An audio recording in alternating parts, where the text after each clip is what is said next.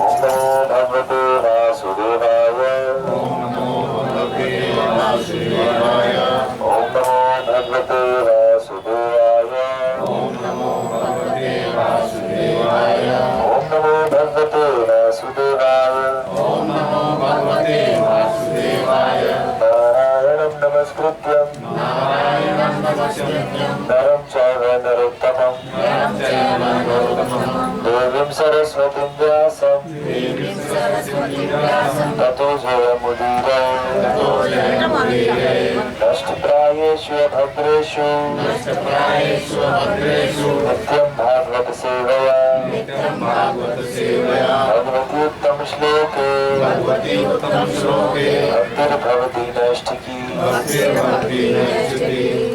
तो श्री उपदेशामृत श्लोक संख्या 7 की चर्चा करते हैं।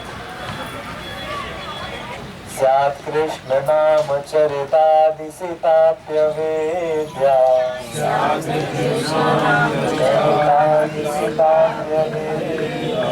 पित्तोपतप्तरसनस्य न रोचिकानु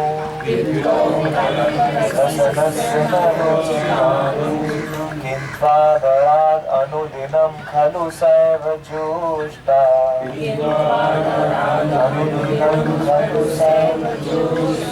स्वातिक्रमाद् भवति तद्गतमूलहन्त्री।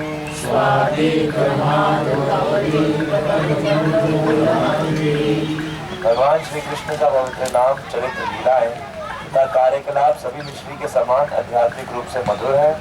यद्यपि अविद्या रूपी पीलिया रोग से ग्रस्त रोगी की जीभ किसी भी मीठी वस्तु का स्वाद नहीं ले सकती, लेकिन यह आश्चर्य की बात है कि इन मधुर नामों का नित्य सावधानी पूर्वक कीर्तन करने से उसकी जीभ में प्राकृतिक स्वाद जागृत होता है और उसका रोग धीरे धीरे समूल नष्ट हो जाता है। तो यहाँ पर बहुत महत्वपूर्ण बात है कि कृष्ण भावनामृत में जो हमारा स्वभाव है वो प्राकृतिक है, स्वाभाविक है, होना चाहिए, क्योंकि जीवेर स्वरूप होए कृष्णेर नित्य दास। तो ये कोई ऐसी चीज नहीं है जो हमें विकसित करनी है, ये ऐसी कोई चीज नहीं है जो हमें लानी है कहीं से बाहर या कुछ पैदा करनी है। ये ऐसी चीज है जो हमारे पास है, बस वो ढकी हुई है। नित्य सिद्ध कृष्ण प्रेम साध्य कबूनाए श्रवण आदि शुद्ध चित्ते करिलय उदय। जैसे सूरज है रात्रि के समय डूबा हुआ है, तो इसका मतलब ये नहीं है कि सूरज को बनाना है, सूरज नया सूरज कहीं से आ जाए कुछ हो, वो सूरज है, बस उसको उदय होना है। इसी प्रकार से हम सब लोग भगवान कृष्ण से प्रेम करते हैं, लेकिन हमारा प्रेम क्या हो गया है, वो काम के बादलों से ढक गया है, वो अविद्या से ढक गया है। अविद्या से ढक जाने के कारण वही प्रेम हमारा संसार में लगता है। जो संसार में हम संसार की चीजों को प्रेम करते हैं वो कुछ अलग नहीं है, वो कृष्ण के प्रति ही प्रेम है, लेकिन अविद्या के कारण हम उसे कृष्ण से अलग समझते हैं या हम उसे भोग करना चाहते हैं। तो इसलिए प्राकृतिक स्वाद, यानी कि जब हम नियम से आदर से भगवान का नाम जब करेंगे, कथा सुनेंगे, तो धीरे धीरे क्या होगा, जो स्वाभाविक श्रवण आदि शुद्ध चित्ते करिलय उदय, तो हमारे हृदय में जो प्रेम है वो उदय हो जाएगा। तो इसीलिए व्यक्ति को ऐसा नहीं समझना चाहिए कि भाई कुछ क्या कर रहे हैं हम, कैसा इससे हमारा बुद्धि क्या हो रही है, खराब हो रही है, ठीक हो रही है क्या। ये स्वाभाविक है, ये हमारा स्वभाव है, ये हमारी प्रकृति है आत्मा की कि हमें भगवान की सेवा में लगे रहना। और जब हम नहीं लगे रहते तो हम गलत काम कर रहे हैं, या तो हम कह सकते हैं कि हम रोगी अवस्था में हैं, और रोग को ठीक करने के लिए हमें नियमित रूप से भगवान का नाम जप और कथा श्रवण करना है। और प्रभुपाद जी आगे तात्पर्य में कहते हैं कि 4 प्रकार के लोग जो है भगवद गीता में भगवान कहते हैं कि वो भगवान की शरण नहीं लेते। कौन कौन से, तो भगवान कहते हैं नमाम दुष्कृतिनो मूढ़ा प्रपद्यन्ते नराधमः माये पहेतो ज्ञान आसुरीम भावम आश्रितम्। तो 4 प्रकार के दुष्कृति, यानी कि जिनके पाप होते हैं उनमें कैसे स्वभाव होते हैं। तो पहला स्वभाव होता है मूढ़। मूढ़ होने का मतलब क्या होता है, व्यक्ति सोचता है कि कि मैंने मेहनत करी है तो मुझे इसका भोग करना है। मैंने तो मेहनत करी है तो इसका भोग मैं जब तक नहीं करूंगा तो मेरी मेहनत व्यर्थ है। मेरी मेहनत का फल किसी और को नहीं मिलना चाहिए। तो इस प्रकार की जो है बुद्धि को मूढ़ कहते हैं। दूसरे कहते हैं नराधम। तो नराधम का क्या अर्थ होता है? तो प्रभुपाद जी बताते हैं कि नराधम का मतलब है कि जिनकी सभ्यता, जिनकी संस्कृति या संस्कार अच्छे नहीं है। जैसे हम भारत में हैं तो भारत में कोशिश रहती है कि बचपन से बच्चे को संस्कार ऐसे दिए जाए। हर अच्छे, चाहे भारत हो चाहे विदेश हो, माता पिता का तो यही प्रयास रहता है। लेकिन कई कई ऐसे जगह होते हैं, ऐसे कुल या परिवार होते हैं जिनमें संस्कारों पर ठीक से ध्यान नहीं दिया जाता। तो उनकी जीवन शैली या कुछ ऐसे कहें कि जो जंगली प्रजातियां हैं मनुष्यों की, तो उनकी संस्कृति ही ठीक नहीं है। तो संस्कृति ठीक ना होने के कारण वो भगवान का कथा कीर्तन नहीं कर सकते। फिर माया पर होता ज्ञान। माया पर होता ज्ञान यानी कि जिनका ज्ञान माया चुरा लेती है। तो हम जैसे लोग जो अपने आप को बहुत शालीन ज्ञानी सोचने लग जाते हैं तो कई बार माया ज्ञान चुरा लेती है। तो भगवान के शरणागत होने की जगह हम लोग अपने अहंकार के ही शरणागत हो जाते हैं। चले थे वो भगवान की भक्ति करने, लेकिन अहंकार में फंसा। वो उदाहरण देते हैं कि चले थे घर से बिल्ली निकालने, ऊंट घुसा दिया।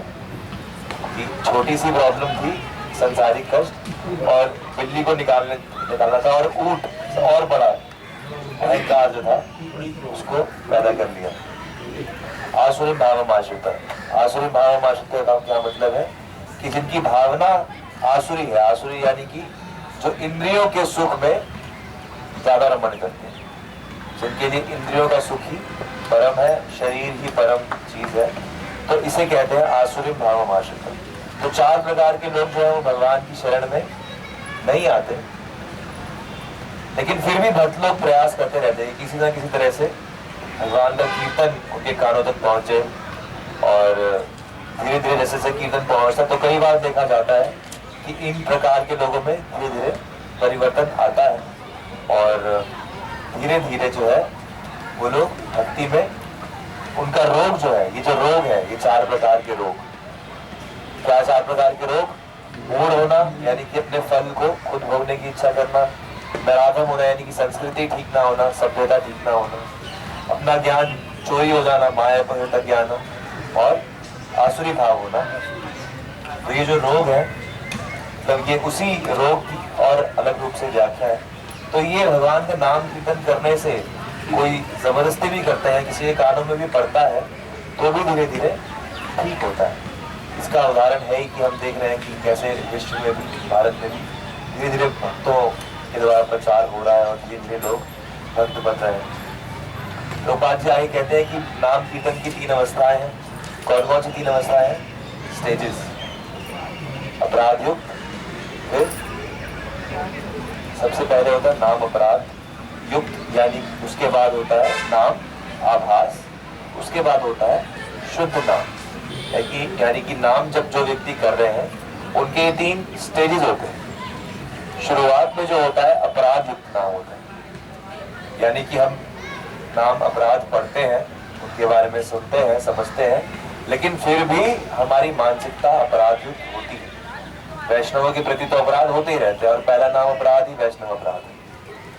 तो नाम अपराध हम सबसे होते रहते हैं। हम अपराध युक्त नाम के स्तर पे है। इसका सबूत ही ये है कि हमारा मन अभी भटकता रहता है। जब व्यक्ति इस स्टेज से धीरे धीरे प्रयास करते करते ऊपर उठता रहता है तो दूसरी स्टेज आती है, जिसका क्या नाम है? नाम आभास युक्त। आभास युक्त का मतलब क्या है? कि जैसे सूर्य दिखने से पहले सूर्य की रोशनी आ जाती है। अभी सूर्य नहीं दिख रहा, लेकिन अंधेरा जा चुका है। तो नाम आभास उसी तरह से है कि अभी भगवान का साक्षात्कार नहीं हुआ है, अभी पूरी तरह से सब खत्म नहीं हुआ है अपराध, लेकिन आभास होने लगा है। अभी दिव्यता आने लगी है, अभी सारे कष्ट जाने लगे हैं, अभी दिव्य आनंद धीरे धीरे आ रहा है। और उसके बाद है शुद्ध नाम। तो शुद्ध नाम जो है वो स्वयं कृष्ण के ही समान है। शुद्ध नाम आपने शुद्ध कृष्ण बोला शुद्ध रूप से, तो कृष्ण वहां पर उपस्थित ही है।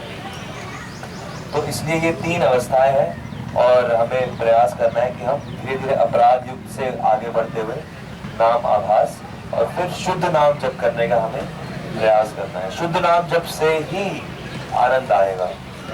शुद्ध नाम जप करने का मतलब ही है कि हमारा जो रोग है वो भौतिक रोग ठीक हो गया। और नाम जप के 3 स्तर। नाम जप, शुद्ध नाम जप यानी कि आपका जो मानसिकता है वो सभी अपराधों से पूरी तरह मुक्त हो चुकी। तो इसी को जो रूप गोस्वामी है वो भक्ति की 9 अवस्थाओं में भी बताते हैं। श्रद्धा, साधु संग, भजन क्रिया, अनर्थ निवृत्ति, निष्ठा, रुचि, आसक्ति, आसक्ति, फिर भाव, फिर प्रेम। तो ये भक्ति के 9 स्तर हैं जिनके बारे में हम भक्ति रसामृत सिंधु में पढ़ते हैं और हमने कई बार चर्चा भी की है कि ये धीरे धीरे रोग जो ठीक होता है तो ये श्रद्धा से शुरू होता है कि थोड़ी श्रद्धा आती है नाम जप में, फिर साधुओं के संगति से थोड़ी श्रद्धा और बढ़ती है, फिर व्यक्ति भजन करना सीखता है, खुद नाम जप करना 16 माला सीखता है, फिर अनर्थ निवृत्ति होती है, जितने भी अनर्थ है वो दूर जाते हैं, फिर निष्ठा पक्का हो जाता है व्यक्ति, फिर रुचि आनंद आने लगता है, आसक्ति भगवान के नाम से अपनापन हो जाता है, और फिर भाव उत्पन्न होता है भगवान के लिए, ऐसा भाव जो कभी मिलता नहीं है, फिर उसके बाद भगवत प्रेम की प्राप्ति होती है। तो इस प्रकार से ये रोग उन्मूलन है। ये हमारा जो रोग है संसारिक रोग, इसको हमें भगवान के श्रवण आदि शुद्ध चित्ते करिले होते। श्रवण, कीर्तन, स्मरण, वंदन, भक्ति की 9 क्रियाएं, और उसमें से सबसे प्रमुख भगवान का नाम जप और भगवान की कथा श्रवण। तो इनसे करते करते करते करते हमें अपने आप को शुद्ध करना है और भगवान का जो शुद्ध नाम है वो उसका जो स्वाद है उसको हमें महसूस करना है। तो किसी और प्रश्न आप बीच में कुछ कह रहे हैं? वो जैसे माया की लाना है ना, उसका उदाहरण देते हैं जो बड़े बड़े साइंटिस्ट हैं। हाँ, तो बहुत सारे उदाहरण हैं, बहुत सारे उदाहरण हो सकते हैं माया। विद्वान समझते हैं अपने आप को, सब जो भी अपने आप को विद्वान समझता है, बहुत ज्यादा ज्ञानी, लेकिन भगवान की शरणागत नहीं है। बहुत ज्यादा ज्ञान लेने से, इसीलिए भक्ति में सनातन गोस्वामी को चैतन्य महाप्रभु ने कहा कि बहुत ज्यादा ग्रंथ नहीं पढ़ने चाहिए, बहुत ज्यादा ग्रंथ पढ़ कोई लाभ नहीं है। व्यक्ति केवल ज्ञान के अहंकार में भक्ति से थोड़ा सा अलग हो सकता है, तो इसलिए कठिनाई है, इसलिए बहुत ज्यादा नहीं, जितने आवश्यक है। गोस्वामी के गुरु सनातन गोस्वामी मानते हैं उनको गुरु, वैसे तो दोनों चैतन्य महाप्रभु से चैतन्य महाप्रभु, और उससे तो ऐसा ही है जैसे हम आपको मान रहे हैं, मतलब मतलब भाव दिया गया। हाँ, तो गुरु की तरह, क्योंकि बड़े भाई हैं तो वो बड़े भाई हैं और वो तो भक्ति में आगे मानते हैं, तो गुरु तो नहीं मान सकते ना, उनको तो दीक्षा देनी है, तो उनको दीक्षा नहीं ली उन्होंने उनसे। मैंने कहीं पढ़ा था अपने शास्त्र में ही कि रूप गोस्वामी के गुरु सनातन गोस्वामी। गुरु बहुत प्रकार के होते हैं ना, जैसे दीक्षा गुरु होते हैं, शिक्षा गुरु होते हैं। शिक्षा गुरु के रूप में तो शिक्षा गुरु रूप गोस्वामी, जब भक्ति रसामृत सिंधु, ये आपने ये भक्ति रसामृत सिंधु की शुरुआत नहीं कहीं से किसने कोट किया होगा, तो वहीं पर रूप गोस्वामी सनातन गोस्वामी को अपने गुरु के रूप में प्रणाम करते हैं। तो बड़ा भाई भी गुरु होता है, पिता भी गुरु होता है, वो तो शिक्षा गुरु के आधार पर। हाँ, शिक्षा गुरु भी है और बड़े भाई भी हैं। तो एक जो जिसका बड़ा भाई भक्त है तो वो अपने बड़े भाई से सीखेगा ही ना। जिसका पिता भक्त है तो अपने पिता से, तो ऐसे ही भक्ति सिद्धांत सरस्वती ठाकुर जो है वो भक्ति और ठाकुर को भी तो अपना गुरु मानते ही है ना, हालांकि दीक्षा उन्होंने गौर किशोरदास बाबा से। तो इसी प्रकार से वो उनके शिष्य कह सकते हैं, उनसे बहुत शिक्षा लेते हैं रूप गोस्वामी, उनका अनुसरण करते हैं। वैसे तो दीक्षा भक्ति में तो पहले रूप गोस्वामी आए, दोनों साथ नहीं, ऐसा नहीं पहले आया, उन्होंने गृह त्याग पहले किया। रूप गोस्वामी ने गृह त्याग पहले किया। जब गृह त्याग नहीं किया था तो दोनों ही भाई साथ में ही भक्ति करते थे, तो पहले बात का ऐसा कुछ चर्चा नहीं कर, क्योंकि दोनों जन्म से ही भक्त थे। भक्त तो जन्म से ही थे। चैतन्य महाप्रभु से भेंट दोनों की साथ में हुई और गृह त्याग रूप गोस्वामी ने पहले किया। और ये सब रूप गोस्वामी पत्नी हुई ना जो राजा के यहाँ पे मंत्री थे और चुपचाप निकल गए थे, आगे गाँव में छोड़ना नहीं चाहता था उनको। हाँ। और उनके बड़े भाई थे सनातन गोस्वामी, वो भी उसी राजा के यहाँ मंत्री थे। वो जब जाने लगे तो उनको जेल में पकड़ लिया राजा ने कि नहीं जा नहीं सकते, तो फिर शर्तें देके छोड़। मन की भूख सारी चीजें जो भी आपको चाहिए वो मन की भूख ही तो है। प्रभु जी का बतला रहे थे कि शरीर को की भूख होती है, मन की भूख होती है। क्या होती है शरीर की भूख? सात्विक आहार। अच्छा, मन की भूख क्या होती है? बुद्धि की और आत्मा की, मतलब 4 भूख होती है। तो मैंने पूछा इनसे कि क्या होती है, तो मन की भूख नहीं बताई। मन को क्या चाहिए? मन जो है ना, मन कथाएं, आनंद या स्मरण चाहता है। मन की वृत्तियां क्या है? इच्छा करना, डिसीजन लेना, मतलब मेनली इच्छा करना जो है मन की भूख होती है। और स्मरण करना, चिंतन करना, किसी के बारे में सोचते रहना। तो जब वो संसार, मन को ये चाहिए कि वो कुछ कुछ सोचता रहे, कुछ कुछ सोचता रहे। तो यही है कि वो भूख है उसके कि अब इसके बारे में सोचूं, अब उसके बारे में सोचूं, ऐसा भटकता रहता है। तो उस भूख को शांत करने के लिए ये है, या उसको कंट्रोल करने के लिए ये है कि भगवान के बारे में उसको सोचने में लगाया जाए। भगवान का लीला स्मरण या भगवान का नाम स्मरण या रूप स्मरण, उसके चिंतन में उसको लगा के उसकी भूख को शांत करने का प्रयास करना चाहिए। आत्मा अलग, ये जैसे जब हम मन की भूख की बात करते हैं ना, तो वास्तव में हम संसार की इंद्रिय तृप्ति की बात करते हैं कि मन संसार चाहता है। आत्मा की भूख तो प्रेम ही है, और आत्मा से ही बाकी सब चीजें अपनी भूख लेती है। मतलब आत्मा को क्या चाहिए? कृष्ण प्रेम चाहिए, ठीक है ना। अब आत्मा को कृष्ण प्रेम चाहिए, उसको मिलता नहीं है, वो या वो अविद्या से ढकी रही है। तो अविद्या से ढकी जाने के कारण उसी के अंदर ये सारी वृत्तियां, जो मन बुद्धि अहंकार की जो सारी वृत्तियां अलग भूख बन जाती है, वो वही चाहिए। मन की बुद्धि तो ये आत्मा की प्रेरित है। शक्ति तो, पावर हाउस तो आत्मा ही है ना। सॉकेट जो बिजली में लगा हुआ है, वो जो बिजली आ रही है, वो बिजली तो आत्मा ही है ना। तो आत्मा क्योंकि अविद्या से ग्रसित है, तो इसलिए जैसे अब आपने कपड़े पहने हैं, तो आपके शर्ट, इसमें टी शर्ट में बाजू बनी हुई है। क्यों बनी हुई है? क्योंकि आपकी बाजू है। तो ऐसे ही जो हमारा सूक्ष्म शरीर है, उसमें मन बुद्धि अहंकार है। क्यों है? क्योंकि आत्मा के पास ये वृत्तियां होती है ना। मन बुद्धि अहंकार की जो वृत्ति है, आत्मा के पास आध्यात्मिक वृत्ति होती है। अब वो ढकी जा चुकी है।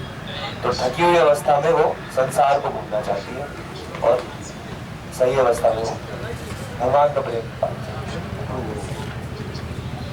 और सही अवस्था में लाने के लिए केवल नाम जप, नाम जप, नाम की भक्ति, भगवान की भक्ति। तो ये केवल अगर इनमें से एक चीज के ऊपर केंद्रित होता है तब भी उसका बेड़ा पार। अगर एक को भी अच्छे से कर ले तो 9 में से कोई भी एक भी अगर अच्छे से कर ले।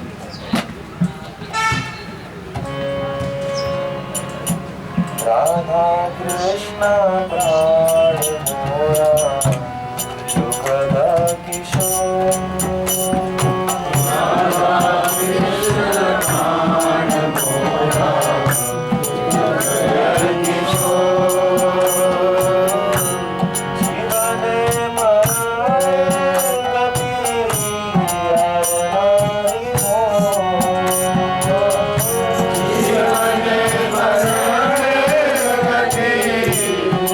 हरणाई